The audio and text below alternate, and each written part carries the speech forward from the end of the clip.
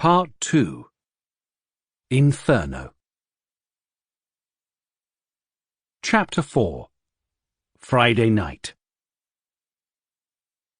On Friday, April the 25th, Pripyat residents were looking forward to the weekend. The previous one had been anything but restful, as the party authorities had turned Saturday, April the 19th into an unpaid workday, a yearly ritual to mark the birthday of Vladimir Lenin. Had the father of the Soviet state possessed the life everlasting that the media claimed for his ideas, he would have turned 116 at April the 22nd. Not an anniversary of any significance, but that did not matter. Ostensibly, work on the weekend closest to Lenin's birthday was a volunteer activity, but in reality party officials demanded it. Mikhail Gorbachev skipped the occasion as he was on an official visit to the German Democratic Republic, pushing his acceleration ideas there, but his compatriots did not let him down. The Politburo in Moscow reported that 159 million people all over the Soviet Union took part in the event, more than half the recorded population. According to the Pripyat newspaper, the ubiquitous Tribuna Energetica, citizens were eager to participate in Red Saturday, as the authorities called it. A city official reported, in an article titled The Holiday of Labour, that more than 22,000 of his fellow citizens had gone to work that Saturday for free. Workers at the nuclear plant and other city enterprises had produced goods and services valued at more than 100,000 rubles, while the contribution of those involved in construction exceeded 220,000 rubles. The main action was, of course, on block number 5, where, according to internal party reports, delays were increasing. The newspaper claimed the construction workers were doubling their efforts. One crew had managed to pour 30 cubic meters of concrete, which apparently was an achievement significant enough to be praised. It received its due in an article titled Return in Full. The next weekend was supposed to be free of such duties. Quite a few young couples in Pripyat were getting ready to hold their weddings on April the 26th. Sundays were normally reserved for the registration of newborns. Komsomol, Young Communist League, organizers were happy to reserve premises and lend ideological approval to the wedding ritual, formerly part of church tradition, but now not only secularized, but heavily ideologized. Newlyweds were expected to lay flowers on monuments to Lenin and memorials to the heroes of the Great Patriotic War. Since Gorbachev had initiated an anti-alcohol campaign, party and Komsomol officials were pushing for alcohol-free weddings. There were few takers in Pripyat. The authorities would count it as a success if weddings did not end in drunken brawls between plant workers and Rexes, that is, the construction workers from the villages. Wedding or no wedding, everyone was glad that the weather had finally improved. It was unseasonably warm, with temperatures in the 70s Fahrenheit. For many, that meant 2 or even 3 days of picnics, hiking and fishing in the neighboring forests along the Pripyat River and its tributaries. Not for nothing had Chernobyl entered the annals of history as a princely hunting ground. The hunting season was still distant, but fishing had already begun. On that Friday, Tribuna Energetica ran a photo on its back page featuring a young Pripyat resident with a huge catfish in his arms. The caption read, "Such a catch deserves to be in the red corner." The reference was to makeshift propaganda displays organized by party officials at workplaces. Judging by the image, the catfish weighed at least 40 pounds, and the caption suggested that such a prize catch deserved public recognition. The newspaper carried all important information about the fishing season. While fishing was generally prohibited until early June, the end of the spawning season, the authorities allowed limited fishing in areas where spawning was not taking place. The article accompanying the photo identified spots on the Dnieper, Pripyat and Uj rivers where onshore fishing was legal. Members of fishing and hunting associations could catch up to 3 kilograms of valuable fish daily, including carp and bream, and up to 10 kilograms of less valuable or common fish, such as crucian carp or bleak. Those not belonging to associations were allowed only 2 kilograms of valuable fish and 5 kilograms of common fish. The newspaper said nothing about fishing in the Chernobyl power plant's cooling pond, which the chief engineer, Nikolai Fomin, had recently advertised as a perfect place for breeding fish. Fishing there was strictly prohibited, but still widely popular. Quite a few plant workers fished from the pond at night as the fishing inspectors slept, not from the shore, but from boats. While the Pripyat Tribuna Energetica catered to the tastes of urbanites, getting ready for a pleasant weekend outdoors, the Chernobyl newspaper, Prapor Peremohi, Flag of Victory, with a largely rural readership, the town of Chernobyl, located about 16 kilometers southeast of Pripyat, continued to serve as the administrative center of the traditionally rural district around it, was preparing peasants for a busy weekend of collecting birch sap and planting potatoes, one of the region's main agricultural exports, and the peasants' most important staple. The Saturday issue had articles of interest on both topics. It turned out that in the birch forest near Dityatki, a village south of Chernobyl that would later give its name to the main entrance point into the Chernobyl exclusion zone, a local forestry brigade had managed to collect 90 tons of birch sap and ship it to customers. Local collective farms were competing with one another in planting potatoes. Very appropriately given its name, the Peremoha Victory Farm was leading in the competition. Its headquarters were located in the village of Stichanka, which turned out to be in its last days.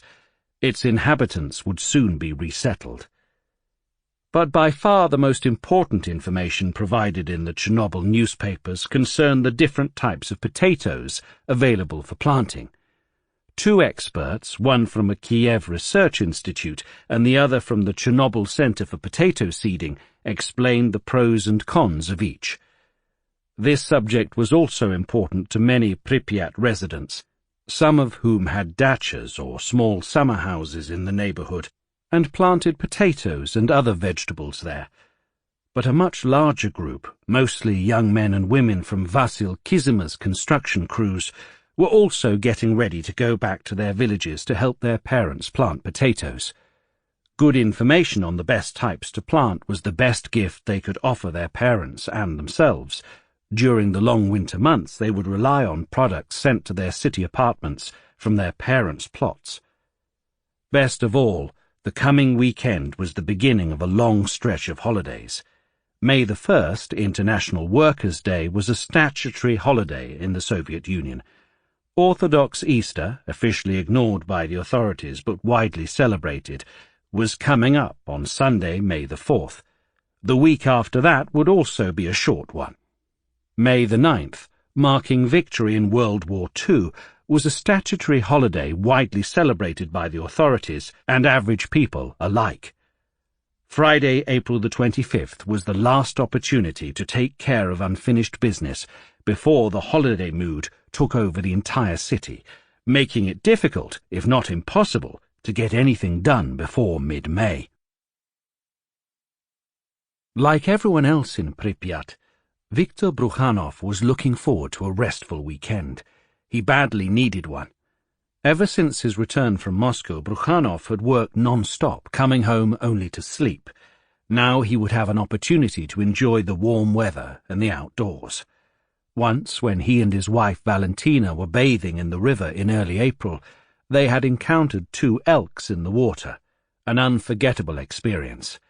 Maybe they would see the elks again, but the most important thing was that their daughter, Lilia, and her husband were coming from Kiev for a visit. As always, Friday was a hectic day for Brukhanov, but there was no indication of trouble that might spoil the weekend. Radioactive leaks were still occurring, but they managed to keep them under control. At the moment, there was no need to shut down any of the reactors in order to deal with the leaks, as had happened a few weeks earlier at the Zaporizhzhia nuclear power station in southern Ukraine, which had 2 operational units and 1 under construction. There, on April the 7th, controllers had detected radioactivity in cooling water coming from the reactor that exceeded the norm 14 times over. To fix the problem, they had to shut down the reactor for 2 weeks, stop work on the unfinished unit, and stop generating power entirely as their 3rd unit was under repair. That meant no electricity, no bonuses, and a lot of questions from party and government officials. The Chernobyl plant was working to schedule. It was considered one of the best in the industry, with an average of 5 technological accidents and equipment malfunctions per year. They were about to shut down reactor number 4, but that was for regular system checks and repairs according to industry regulations. Depending on the condition of the reactor, such repairs could take several months. The frequency of shutdowns depended on the ministry.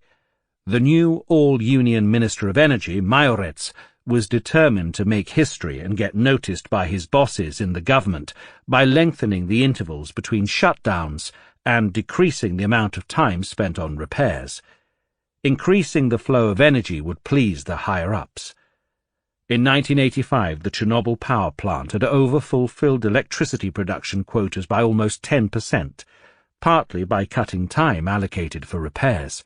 With much-needed shutdowns coming in 1986, the plant was scheduled to produce less energy than the previous year, and the local party authorities were not happy about it. Nevertheless, there were industry standards that neither party officials nor the minister could ignore.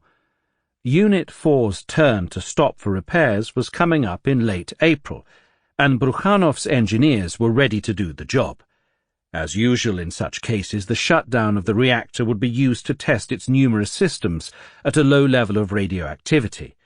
One of the tests to be conducted on the unit before shutting it down concerned the steam turbine and was designed to find a way to make the reactor more secure during SCRAM, the Safety Control Rods Activation Mechanism, which automatically inserted all the control rods into the active zone of the reactor and halted the reaction in case of emergency. The idea behind the test was fairly simple. In case of an emergency leading to the shutdown of the reactor, it was expected that the electricity would go off when the unit still needed it to pump coolant into the overheated reactor and prevent its meltdown. Emergency diesel generators were supposed to take care of that problem and provide badly needed electricity to continue pumping the water. But at present they would kick in only 45 seconds after the shutdown, creating a supply gap and thus a potential safety problem. It had to be fixed. Engineers from a research institute in the eastern Ukrainian city of Donetsk had come up with a solution to the problem. They pointed out that just as the reactor did not cool down immediately after the shutdown, so the turbine driven by residual steam pressure would also keep rotating for some time. Energy produced by that continuing rotation could be used to produce enough electricity to cover the 45-second gap. How long the rotation produced by the momentum of the turbine generator would continue, and how much energy it would produce, was the question that the Donetsk engineers wanted to answer with the help of their Chernobyl partners during the shutdown of reactor number 4. That was the essence of the test. The trick was that in order to conduct the test, which ultimately would improve the automatic shutdown mechanisms, those mechanisms would have to be disabled to stimulate a power failure and blackout of the plant. Consequently, there was a risk that the reactor might go out of control during the test itself, but no one believed it was a huge risk. The plant managers were interested in conducting the test because it would allow them to activate one more emergency safety system envisioned by the builders of the reactor.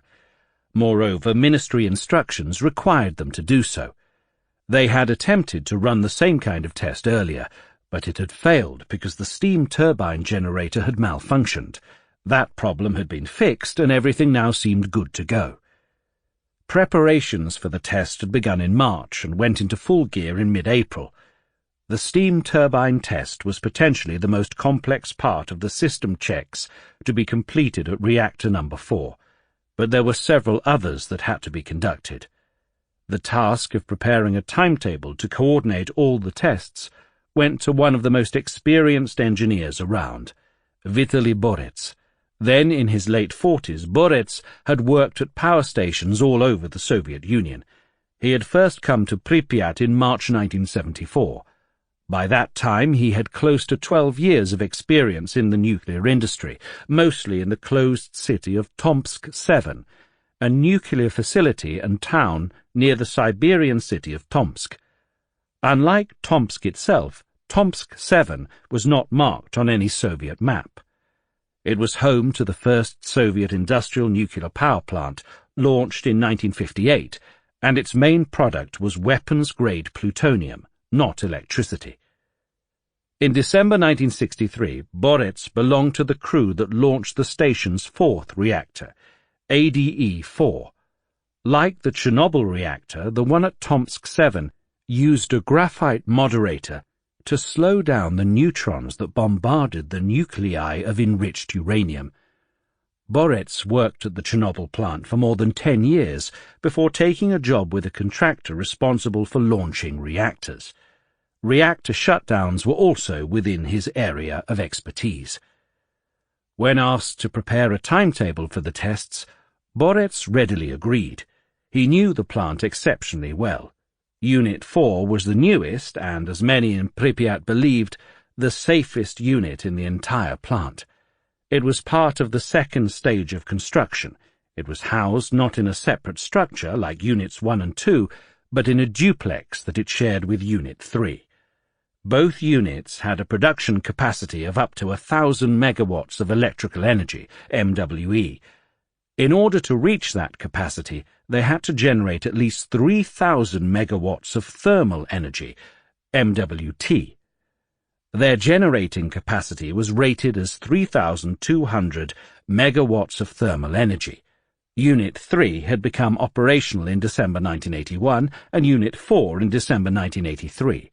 The protocol of the commission that inspected and launched Unit 4 had been signed by Nikolai Fomin on December 18, 1983.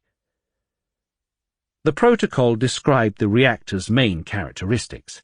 Its vessel was a steel cylinder over 10 meters in diameter and 7 meters high, made of high-purity graphite placed in a concrete pit almost 22 meters long, 22 meters wide, and 26 meters high. It was filled with graphite blocks to slow down the fast-moving neutrons and help them sustain a nuclear chain reaction by splitting the atoms of uranium into 2 smaller atoms and releasing kinetic energy. At the top and bottom of the cylinder were 2 massive metal plates that served as biological shields.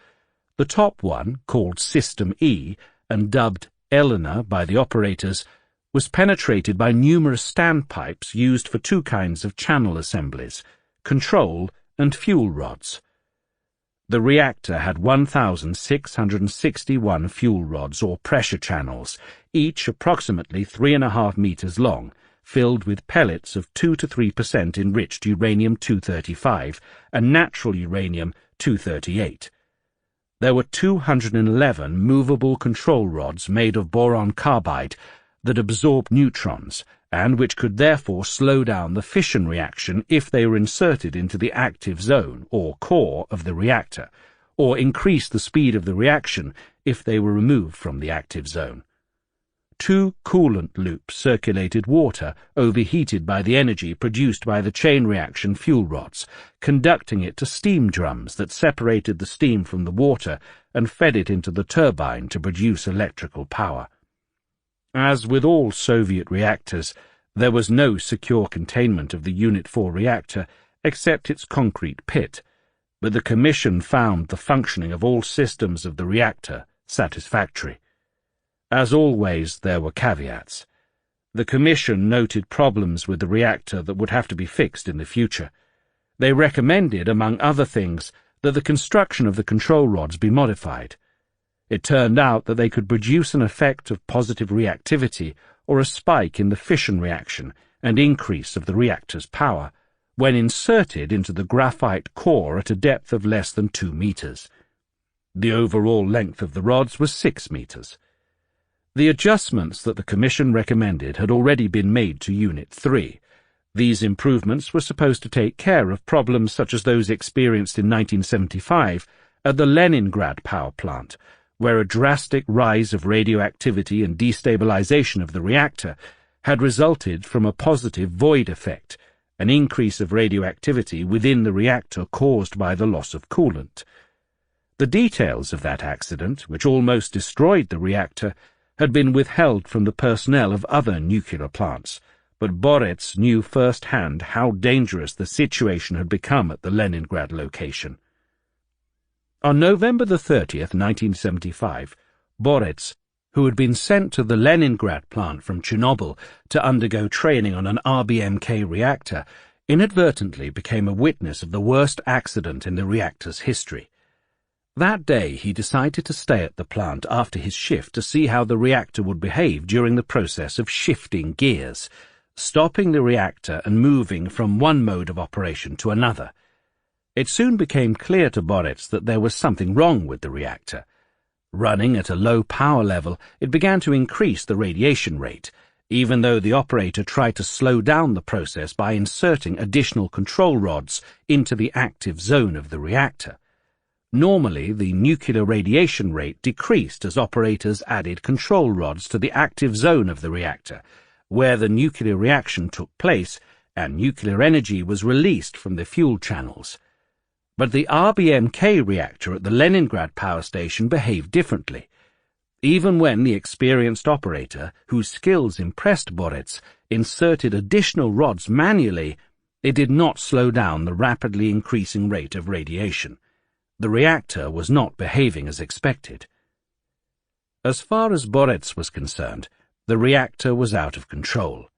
Having operated reactors previously, he knew that if the rapidly rising level of radiation was not checked, it could cause an explosion. "Imagine yourself behind the steering wheel of a car," said Borets the following day to a security official who had little understanding of nuclear physics. "You start the motor, you start moving, you accelerate smoothly, you shift gears, your speed is 60 kilometers per hour. You take your foot off the gas pedal, and suddenly the car independently begins to increase speed to 80, 100, 130, 150 kilometers per hour. You brake to no effect. The speed keeps increasing. How would you feel?" The ungovernable reactor was stopped twice by means of SCRAM, the emergency system which halted the reaction. An explosion was averted, but because of spikes in the strength of the reaction, one of the fuel channels inside the reactor core melted, releasing uranium into the core. The reactor was shut down. It was cleaned the following day with nitrogen, and the waste, amounting to 1.5 million curies of radionuclides, was released into the environment through the exhaust pipe. 1 curie is equivalent to the amount of radiation released by the fission of 37 billion atoms. It can contaminate 10 billion quarts of milk, making them unfit for human consumption. According to the International Atomic Energy Agency, a safe level of nuclear contamination of a territory is 5 curies per square kilometre. It is anyone's guess what impact 1.5 million curies had on the people and the territory around the station, including the city of Leningrad, less than 50 kilometers away. Vitaly Borets never received any explanation of what had gone wrong with the reactor, and he knew nothing about this major technical weakness in the reactor design. The information was kept under wraps. The designers of the reactor made no major changes in the RBMK model. Instead, they issued instructions on how the control rods should be improved, failing to explain why that had to be done. Those instructions eventually made their way into the recommendations of the Commission that inspected reactor number 4 at the Chernobyl nuclear plant. But everyone there believed that the problem with the rods was a minor one. The lessons of the Leningrad reactor's failure were not learned. There were many improvements that could be made to a reactor, But the main task of the plant's operators was to produce energy, not to design new reactors or improve existing ones. The repairs could wait. The KGB, constantly keeping a watchful eye on the plant, was generally satisfied with the condition of the two newest units. Its agents keeping track of the progress at Chernobyl believed that Units 3 and 4 were generally safer than Units 1 and 2. By 1984 they had concluded that despite serious safety issues at the plant, the general situation was improving. In 1982 there had been 3 accidents and 16 breakdowns of equipment at the 3 working units. But in the first 9 months of 1984 there had been no accidents and only 10 breakdowns. There seemed to be no reason for Vitaly Borits or anyone else to recall the accident at the Leningrad station when they were getting ready for the shutdown of reactor number 4 for testing. Borits did as he was asked. He collected information on all the proposed tests from the various units and consultants and submitted the timetables he prepared to the expert group responsible for planning the shutdown. Borits suggested that the shutdown begin on Thursday, April the 24th, at 10 p.m. The whole operation, including the shutdown test, was to end by 1 p.m. on Friday afternoon, April the 25th. The expert group replied that the shutdown should end by 10 a.m., otherwise the radioactivity level in the reactor would fall below admissible levels. Everyone agreed.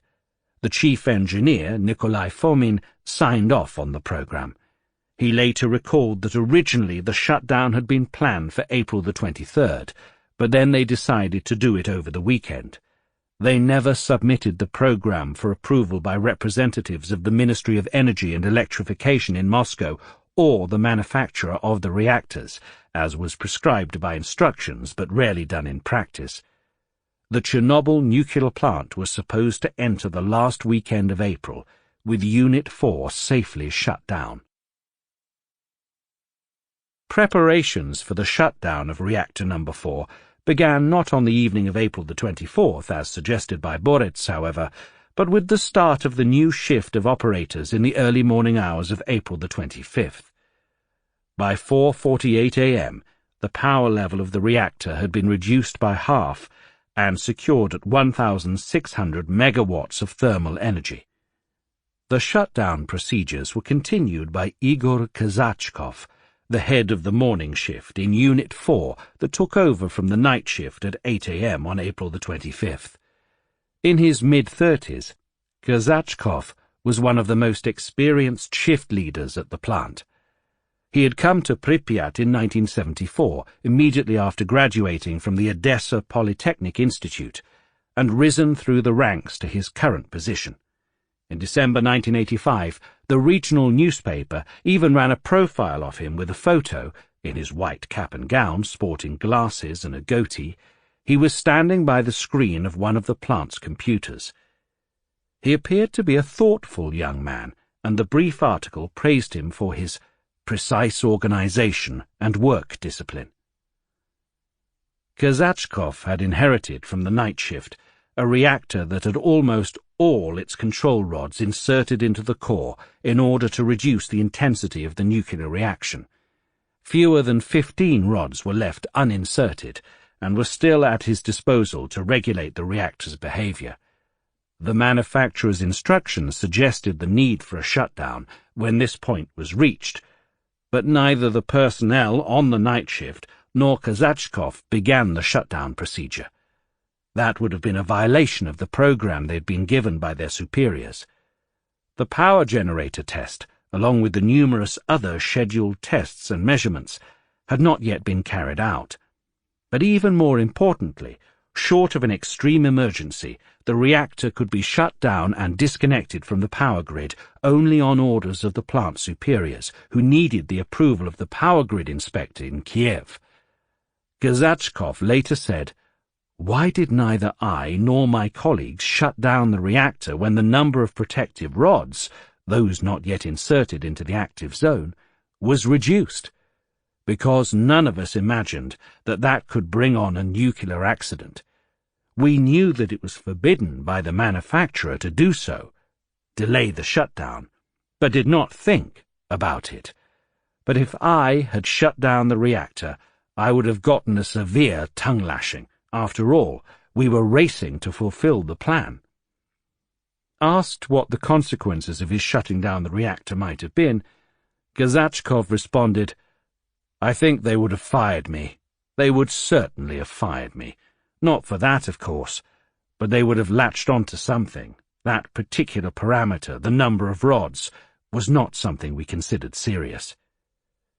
So, not overly concerned about the inadequate number of rods at his disposal, Gazachkov followed the pre-arranged program and prepared for the test by disabling the system of emergency water supply to the reactor.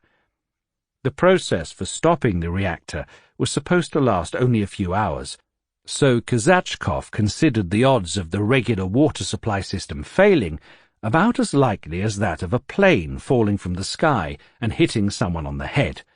Shutting down the emergency water system was a lengthy and laborious process in which the operators had to close the valves of huge pipes by hand. That took up to 45 minutes, with teams of 2 or 3 men working on each valve. The system was shut down by around 2 p.m. They had another 15 or 20 minutes before the start of the actual shutdown of the reactor, but then came a call from the plant's administration, which wanted the reactor to maintain its current production of 1,600 megawatts of thermal energy. The shutdown and the test, which had to be carried out at a power level of 700 megawatts of thermal energy, had to be postponed. The plant's administrators changed their plans because of a call they had received from the headquarters of the Kiev area power grid, the office charged with managing the distribution and consumption of electrical power produced by the plant. It was, in fact, the Chernobyl plant's only customer. Unless there was an emergency at the plant, the power grid operator had to be reckoned with. It turned out that at the southern Ukrainian nuclear station, in the Mykolaiv region, one of the units had unexpectedly gone offline, and the operator wanted the Chernobyl unit to maintain its current power level until evening, when the demand for electricity would decrease, and the plans for the shutdown of the reactor could finally proceed. No one at Unit 4 was happy with the request, especially as it came a mere 15 minutes before the start of the shutdown, with the emergency water supply system already shut off. But there was little they could do other than follow instructions from the authorities at the Kiev power grid. The electricity produced by just one unit of the Chernobyl power station was enough to keep the entire city of Kiev going, so they could not go on or offline just as they pleased. They had complained in the past about similar conflicts, but to no avail. In February 1986, the dissatisfaction of the Chernobyl power plant personnel with the grid operators had been noted in KGB reports that found their way to Moscow. In 1985 alone, there were 26 cases in which the Chernobyl operators had to change the power output of the units in response to orders from the grid dispatchers. In the first 3 weeks of 1986, there had been 9 such cases, leading to an overall decrease of power output. The reactor operators complained that RBMK 1000 reactors were designed to work at a constant level of power output, and a decrease could lead to malfunctions. Moreover, changes of power output released radioactive particles into the atmosphere. Moscow's response to the reports indicated that even the KGB was powerless to do anything about the existing practice. The ministries in Moscow responsible for nuclear energy had simply taken the problem under advisement. By 4 p.m., the evening shift had taken over the control room of the unit. Its leader, Yuri Trehub, was not familiar with the testing program. The shutdown of the reactor was supposed to be over by the time he started his shift, and he was clearly upset by the dispatcher's demand, which he considered unreasonable. "I'm surprised there could possibly be such a turn of events. A dispatcher taking command of an atomic power station," said Trehub a few months later, venting his frustration. "After all, even if we had an accident or a power interruption, the dispatcher might not give permission for a shutdown. But we're not talking about a thermal power station, a mere boiler exploding on the premises. It's always very difficult dealing with dispatchers. There are plenty of arguments. Serhii and his group of engineers tried to come to terms with the situation. By the time he took over the shift, the reactor's power level had been reduced by half from its full power output of 3,200 megawatts of thermal energy to 1,600 megawatts of thermal energy. Serhii was surprised that the safety system had been shut down. "What do you mean they turned it off?" he asked Kazachkov. "On the basis of the test program, although I objected," was the response. Kazachkov added that the power grid dispatcher was expected to give his approval for the shutdown of the reactor around 6 p.m. Accordingly, the steam turbine experiment that required the safety water supply to be turned off was postponed, not cancelled altogether. Given the difficult and laborious process of enabling and then shutting off the safety system again, Serhii decided to leave it as it was and wait for the grid dispatcher's approval, then begin the shutdown of the reactor. He discussed the situation with his immediate boss, the leader of the plant's evening shift, and they agreed that they had no choice but to stick to the approved program, which Serhii studied carefully. Not everything was clear to him, but he had no one at hand to consult with, and he was busy running the other tests on Boret's program. Most of them did not require a complete shutdown of the reactor. In front of him was a display with close to 4,000 indicators of the reactor's activity to be monitored and controlled. 6 o'clock passed with no news from the dispatcher. Around 8 p.m. the worried Serhii called the plant shift leader, still nothing. The leader advised Serhii not to proceed with the shutdown of the reactor until a deputy chief engineer, Anatoly Dyatlov, arrived. Dyatlov was in charge of operating the reactors, and when it came to a shutdown, he was the ultimate authority for the personnel. Serhii called Dyatlov. It turned out that he had left his office around 4 p.m. to get some rest. Serhii eventually found Dyatlov at home and told him, in distress, "I have questions, many questions." "This is not a phone conversation. Don't start without me," came the brisk answer. Then, out of the blue, Serhii received a call from Dyatlov's boss, Nikolai Fomin himself. He also told Serhii not to start without Dyatlov. But Dyatlov would not come to the plant until they received approval from the dispatcher of the power grid to shut down the reactor. Finally, shortly after 9 p.m., word came from the dispatcher that the shutdown could start at 10 p.m. Serhii immediately called Dyatlov, whose wife, Isabella, answered that he was already on his way.